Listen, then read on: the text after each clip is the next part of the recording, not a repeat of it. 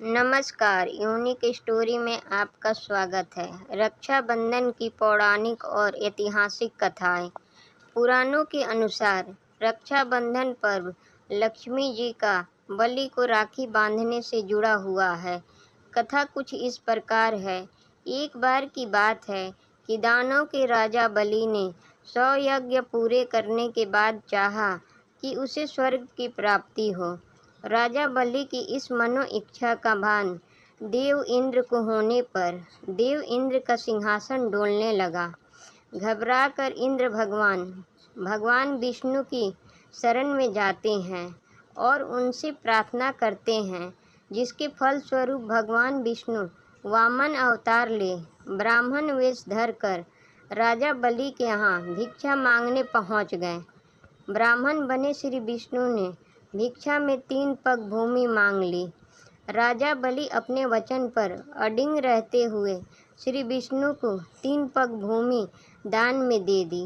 वामन रूप में भगवान ने एक पग में स्वर्ग और दूसरे पग में पृथ्वी को नाप लिया।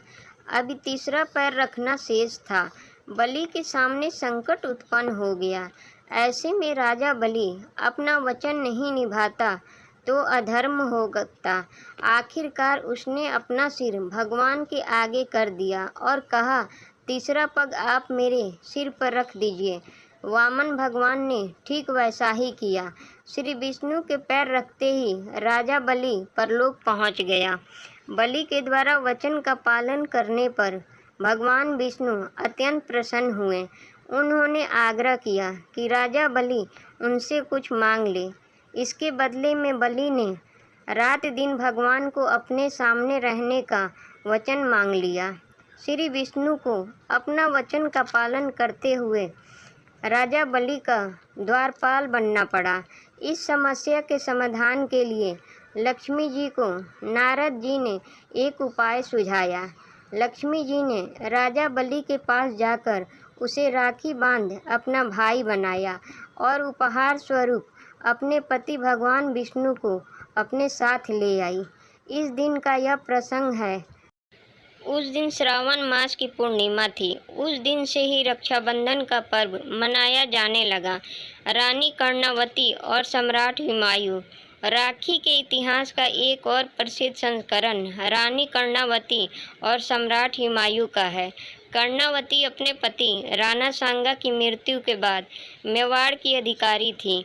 उसने अपने बड़े बेटे विक्रमजीत के नाम पर शासन किया। फिर एक ऐसा समय आया जब गुजरात के बहादुर शाह ने दूसरी बार मेवाड़ पर आक्रमण किया।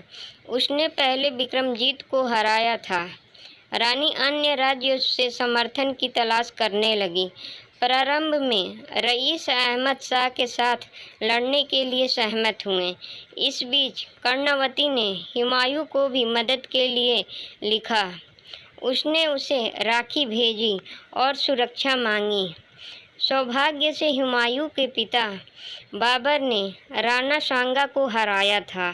जब उसके खिलाफ राजपूत सेनाओं के एक एकीकरण का नेतृत्व किया गया था।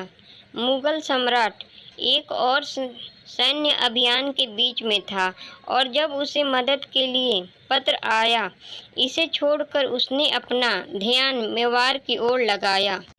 दुर्भाग्य से उन्होंने कभी इसके लिए लड़ाई नहीं लड़ी, क्योंकि चित्तूर में राजपूत सेना हार गई थी।